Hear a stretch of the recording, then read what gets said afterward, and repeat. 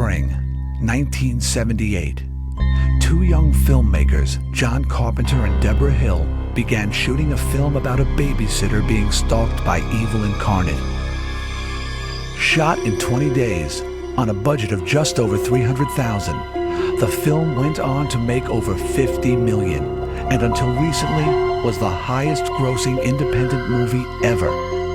It's influenced a generation of filmmakers and film-goers, and its title has become synonymous with movie horror: Halloween. Today, Deborah Hill is a player, one of the busiest producers in LA, but she remembers Halloween. What I like about horror films is the fact that they really get you to react. For me, the films were a way to kind of leap from reality into some sort of great fantasy. We're all afraid of the same things. We're all born afraid of death, of loss of loved ones, loss of abandonment from our parents, pain, injury. All of it is the same. We're all afraid of the same things, which makes a movie that deals in our fears universal. One of my first jobs was a script supervisor working on a movie called Goodbye, Norma Jean. And then I met John Carpenter when he directed Assault on Precinct 13. And I was his script supervisor and assistant editor. And then we decided to collaborate on Halloween. Irwin Yablans actually came up with the idea of setting it in Halloween. And we were searching for a story, what could the story be? And because we were very limited, in fact, they wanted babysitters. So, and I'd been a babysitter, and I had all these great stories. But when he called and came up with the brilliant idea of using the themes of Halloween to tell our story, it was like a gold mine. I thought, what if we made a film in one night? We could probably do it real cheap because we'd use one set. We'd do it all in a couple of days or a couple of weeks. And then I thought about the most horrific night of the year, Halloween. No one had ever made a movie about Halloween. And I picked up the telephone and called John Carpenter, who was in my mind at the time because of Assault on Precinct 13. And I said, what do you think of the title Halloween? Expecting him to perhaps balk. He got it right away. And he told me right off the bat that he could make the picture for 4 weeks for $300,000. I said, John, let me see what I can do. I wasn't in this horror films until John Carpenter came to me with this film. And he said, I have a film and low budget, and he said $300,000. I said, $300,000? He said, well, yeah. And I said, what's the stories about? He said, it's about a babysitter to be killed by the boogeyman. The word babysitter clicked with me because every kid in America knows what a babysitter is. We went to a list of scares. Like imagine if, you're in bed with your boyfriend and he goes down to get some water or Coke or something and comes back with a sheet trying to pretend he's a ghost, but it's not him. It's all these kinds of things that we wrote down, all these scares, and then we decided to weave the scares into the story. Basically, it was a complete 50-50 collaboration. I wrote the first draft, laying in the kids, the teenagers, the teenage talk, the girl talk amongst each other. And John came back with a pass for the Sam Loomis character, which was played by Donald Pleasance. So all the stuff about evil and everything is really John's. I met this 6-year-old child with this blank, pale, emotionless face and the blackest eyes, the devil's eyes. The opening shot of the picture took an entire day to film. It's actually 2 shots. We took it from Touch of Evil, one of our favorite Orson Welles films. We set up so that we would start in the front of the house and we would actually go all the way through, creep in the window, see them kissing, go through the back of the house, open up the drawer, pick out the knife, and by the way, those are my hands. And then we would go in through the living room and up the steps and into the bedroom. And while we were up there shooting that scene, downstairs, all the electricians and grips were running around crazy trying to reset the lights for when we turned around and came back through the house. The fact that we had a new tool at the time to kind of help us with that, the Steadicam. It was pretty ambitious because most of the time on low-budget shows you didn't really spend a lot of time with the look. Every town has a haunted house, and in Haddonfield, it belongs to the Myers family. We slept up there. anybody who's a fan of the film remembers Nancy Loomis. Wow. I'd like to tell you that a lot of mysterious, weird things happened or that we had this big passionate love scene, but in fact, as soon as everybody was gone and we got up there, we just sort of looked at each other and we're so tired. We just conked out. The end. Not quite. The Halloween crew used other locations in and around Pasadena. All right, what you're looking at is the original Halloween street, and I felt like this had the look we needed. Overhanging trees, could be anywhere, and yet on film they don't look like rich people live here, they just like Beaver Cleaver lives here. The filmmakers also used the stately homes of West Hollywood. Hi, I'm Brian Andrews, Tommy Doyle from Halloween. Over there was Lindsay's house. That was the house where I first saw the boogeyman, and I gotta tell you, that really scared me.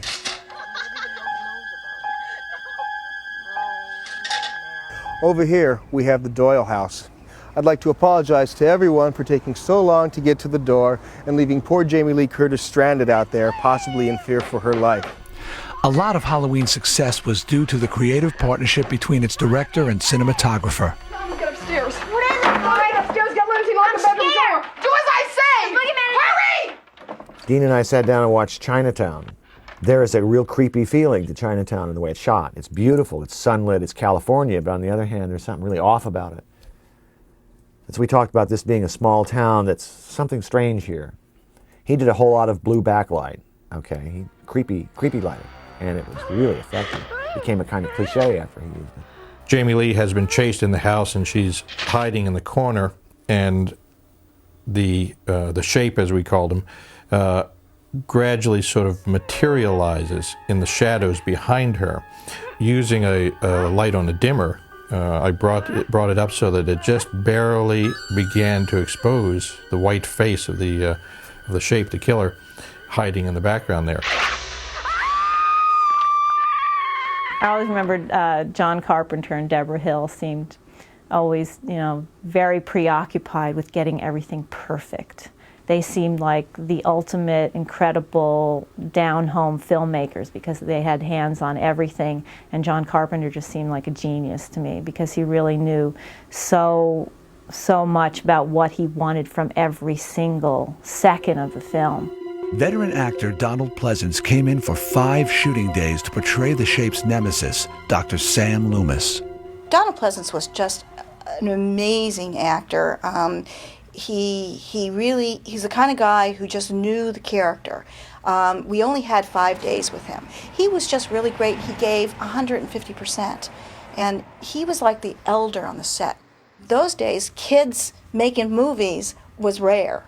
And so I think he was just astonished at our ages and the excitement and the freshness that we brought to the process. John and Deborah called me one day and said to me that they were all set on offering Christopher Lee the part of Dr. Loomis.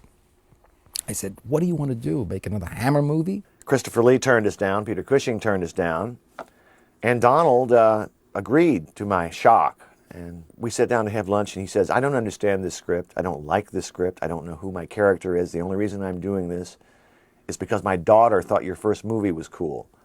So tell me why I'm doing this. I'm scared to death. Oh, my God. And I only realized later when we became friends that what Donald likes to do is he wants to find out how much you want to do the movie. He wants to find out how passionate you are as the director. And so that's his little trick. Donald, his action is he runs in, he shoots the shape, blows him out of a window. On the set, I was shooting his reaction. So he says, I can play this, what do you want me to do? I can play this 2 ways. I can play this, oh my God, he's gone, or I knew this would happen. I thought, boy, that's interesting. I don't know. Can you do it both ways for me? And clearly he knew what he should have done. He knew how he should have played it ahead of time, which was I knew this would happen. Because, oh my God, he's gone was way too much. But I realized that Donald actually gave me the choice, you see. He left the decision in my hands, which is, the mark of a great actor. While Halloween was Pleasance's 108th film or TV appearance, it was his co-star's first movie role. I remember that the first day we shot, I remember exactly what we shot. And I remember going home and thinking I was going to be fired. I just thought I sucked, and that, you know. And I remember being at home and my roommate said, "Jamie, the phone's for you, it's John Carpenter." And I thought, oh man, this is it. And he called to say how happy he was with the day's work, and I just thought that was great. It's never happened to me again. We saw a lot of girls to play the Laurie Strode character, and Jamie was just so vulnerable and so real and so fresh. So she really didn't come with sort of the acting chops that most of the young girls were portraying at the time. She just was real and fresh, and she so wanted the role. And Deborah came up with the idea of Jamie. Jamie was in this little TV show, I think. She was under contract at Universal. And Deborah thought it'd be a great idea to cast her, plus the fact that she was Janet Leigh's daughter, which kind of connected back to Psycho. So I have to give Deborah all the credit in the world for that. And the fact that we had named the Donald Pleasance character after Sam Loomis, who was, you know, her boyfriend in Psycho. For those reasons, Jamie got the part. I remember the feeling about it more than anything. It wasn't like something happened on the set. You know, we're working hard. Everybody was very young. We were shooting in an incredibly fast pace. The entire makeup, wardrobe, prop department was in a tiny Winnebago. Here I was with these 18, 19, 20, 22-year-old guys primarily, and a lot of people's girlfriends and friends and family all creating this movie. So that remains the thing that was special about it for me. Whenever you make a horror movie, you have a great deal of fun. If you make a drama or a comedy, it's a nightmare. It's ugly. It's horrible, okay? Because the subject matter, everybody gets very serious, especially comedies. Boy, they're tough. But a horror movie, everybody starts loosening up, and the more blood you bring out, the more fun it is, the more people get killed. The crew is laughing and joking. It's like a picnic. And so that whole feeling was kind of rolling through Halloween. Halloween's villain was more than just a killer. It was a supernatural hurricane. What I thought about doing was not giving the antagonist, Michael Myers, really much of a backstory, but kind of kicking him up into a legendary kind of situation where he's much more like an element of nature. Because I thought that would be more frightening rather than personifying, make him almost a force. So then the mask, which ties in with Halloween, would blank out his human features for most of the film, making him then just some sort of force of evil that is irrational, unstoppable. But the shape had to be more than just some guy in a fright mask. Nick Castle had been a schoolmate of John's at USC. Nick had a wife and I believe 2 babies. I know there was at least one, it may have been 2. And they came by every day at lunch, and you know, here's this guy with this oversuit on, and you know, the mask was just always lying next to him. He'd put it on and go do the work. His portrayal of the shape, now remember, the shape has no lines in the movie, none whatsoever. It's just sort of a, you know, a mask, and it's a presence that we wanted. On Halloween 2, we had a stuntman play the role, and even though he studied the Nick Castle kind of feeling, he could never quite get it. I think they're trying to make it more important than it really is. I actually just walked. John actually did say something, you know, I like the way you walk, I think it'll be good. Now maybe John thinks of me as a serial killer, I don't know. I remember I'm about to walk across the street in the first shot, and I realize he has not told me anything about what I'm supposed to do as this character. So I came up to him and basically asked him, what's my motivation, you know, as the shape walking across. How do you want me to walk? You know, how do you want me to, am I supposed to be this or that? And he said, Nick, just walk. Nick was suggesting all sorts of attributes that he could play to this character, thinking, okay, is he really a psychopath? Is he really crazy? Is he somebody who's insane? Does he have any of the kind of schizophrenic movements that we kind of associate with mental illness? And I just told him to be simple with it. Basically, when he's watching something or someone, stand still, just move very gracefully, because Nick can do that. Make this killer almost a blank slate that we can project everything into and make it much more horrifying. I am actually in this movie without the mask on. early on when the Michael Myers escapes from the hospital. He jumps on a car, right, and he smashes the car window.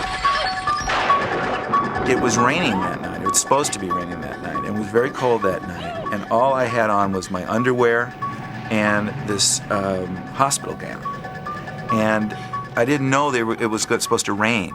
This is 3 in the morning, maybe 40-something degrees. And all of a sudden, someone yells, Dean Cundy, that little rat, probably yelled, "Turn on the hoses." And they turned on the hoses. They didn't bother to warm up the water or anything like that. And I remember the feeling of ice cold water hitting my body through the hospital gown. And then they had to do take after take. And I'm sure there was no film in the camera. I'm sure the first take was perfect, and they were just doing it to torture me. I think he really gave the movie something. I think there's little moments that he does in the movie that are really special that, take it away from being just some sort of thug in a suit. He really kind of, at one point, he tips his head and kind of looks at his handiwork. And I remember when I stabbed the kid up against the refrigerator or something, boom, stabbed the kid, and I remember that direction. John said, "Tilt your head this way, tilt your head that way, like you're looking at him." And everyone loves that. Well, he was so agile and subtle, and he made a great shape because of that. Well, I needed to go pick up some trick-or-treat shots, second unit, and I wanted them where trick-or-treaters went by and suddenly there stands the shape. So not only was I going to direct the second unit, but I brought the costume and I was going to be the shape. So I put this shape costume on, and of course I'm so much tinier than Nick. And in dailies it was so hilarious because the shape had shrunk. One of the most famous faces in horror almost had a completely different look. John assigned me the task of finding some choices for the Halloween mask. And I picked up 2 that looked like really good, legit choices. One was an Emmett Kelly mask. Emmett Kelly was a classic clown with a big red nose, stupid hair, and a big smile, big blue smile on his face. And I thought, how frightening, how grotesque. The first Michael Myers mask was actually a William Shatner from Star Trek masks that we kind of changed a lot. We opened up the eye sockets, we changed the hair, we did something to the skin tones to make it this white, pasty kind of mask. And it was kind of scary because it was sort of featureless.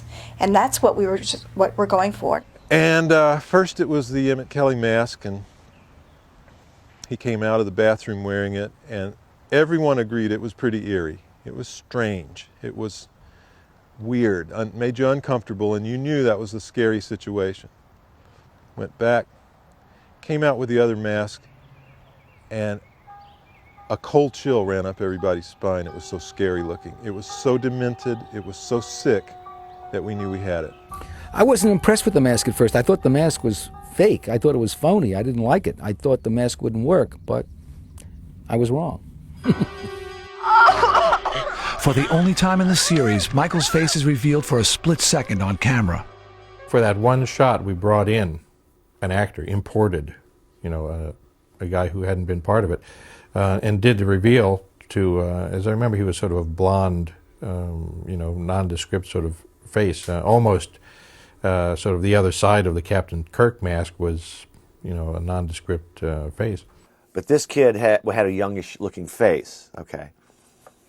And I don't even remember who he is now. But what he had to do was take the mask off and react. I think he'd been stabbed or something in the face. And people read into his face much more horror than is there. It really isn't much to it. It's just a kid. The film's lack of blood was offset by one of its most distinguishing features, Carpenter's brilliantly menacing score. I had to do the music to Halloween in about 3 days. I had to do the whole score so I could go in and perform it and get out. My dad had taught me 5/4 time on a set of bongos when I was young. So just to teach me some rhythms. They're not 4/4 time, it's off one. And so I decided just to do that as an octave on a piano. I've never seen a movie completely transform. I learned a great lesson about the power of music and sound effects and sound on that picture. I know it's true of every picture, but in this film, it made a quantum leap. There's no way to describe the difference between. In fact, if you want to explain it to yourself, try watching the movie one time with the sound off. And later on, by the way, when I watched this picture with audiences, and I watched it many, many times, I used to see young people at the most horrific times in the film watch the screen, but clamp their hands over their ears. And I never understood that. I asked my son about that one day. He said, that's what we all do, he said, because the sound is too scary.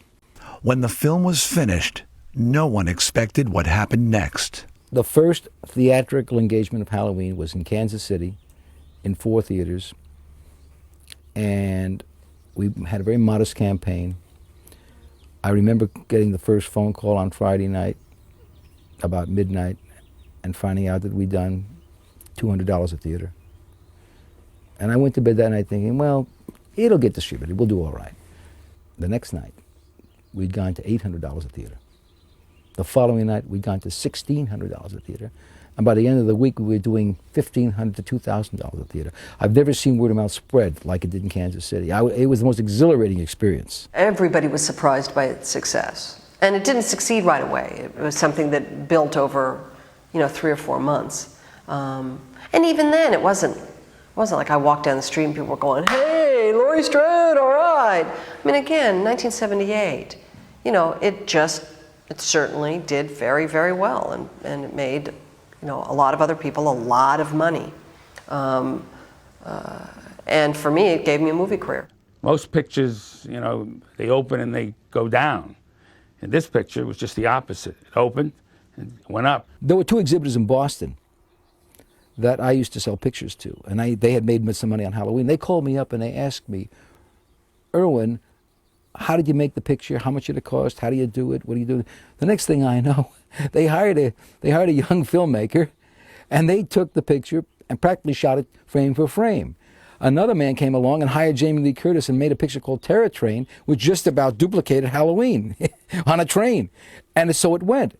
Finally, I turned to my partners and I said, this is nuts. We've got to make another Halloween. The first time I saw the film with an audience, it was, I think it's called the Egyptian Theaters in Hollywood, the kind of seedy part of Hollywood and Vine. It wasn't fixed up then. And I was with Dennis and sitting in like 3rd or 4th row and just wanted to see it with a regular kind of audience. And there was this really big guy sitting behind me. And when that scene came up where I say, see anything you like this, the guy behind me goes, hot damn, you bet your ass I do. One person I'll never forget in Boston, we screened the film one time, and it was a large audience, and by the 4th resurrection, somebody yelled out, you dumb bitch, you deserve to die. I think the simplicity of the story and the way it was told is what made the movie really unique. How many 20-year-old pictures do you have that keep their popularity? Halloween is the Gone with the Wind of the horror movies. The last shot of the film, looking down at the empty grass there, and then a little montage of all the places we've been, evil never dies. You can't kill it. He has no morality. You don't know where it's coming from. It's your deepest, darkest fear. Sadly, Michael Myers passed away this week, the real Michael Myers. He was the distributor in London who had distributed Assault on Precinct 13. He was very sweet and dear, and he was confused. He said, what do you see about my personality? Why did you do this? But I told him that it was a tribute, because he basically started my career. He may be the only mass murderer who's on a first-name basis with movie audiences around the world. I couldn't believe the fans that are really so addicted to these Halloweens. They know so much about it, more than I do, as far as details and the family relationship in the story and the cast and the costumes, and they want to know who is playing Michael Myers, the one next. I get letters from people that still that what they say is, Mr. Castle, we love your work, we love your direction on The Last Starfighter. Boy, Major Payne was really funny. Can you sign this picture of the shape, please? I get at least 4 or 5 letters a week, and Carrie, Halloween, Stripes, Rock and Roll High School, but they always talk about Halloween. I wear my Halloween pin with great pride. You know, I tried very hard through 22 now years of making movies to always hold up Halloween and say, you know, A, it was the best experience I ever had. It was by far, up until True Lies, the best part I ever had. You know, I tried to point out the irony that in those exploitation movies, I was intelligent, forthright, fought back against adversity, and was the lead in those movies for that role. Halloween redefined the horror film and opened the doors for 2 decades worth of imitators. But none have had the impact or the nail-biting effectiveness of Michael Myers, because real terror stands the test of time. You know, in every script they want to kill him, they want to destroy him. I tell them, wait a minute, Michael Myers, I love this guy. Because I was on some tour for something, and they showed it to a bunch of college kids. I've never heard anything like it. The place was going nuts. It was apeshit. And I'm outside the door thinking, this is fantastic. How great. It was made it all worthwhile. That was what they were supposed to do, scream their lungs out.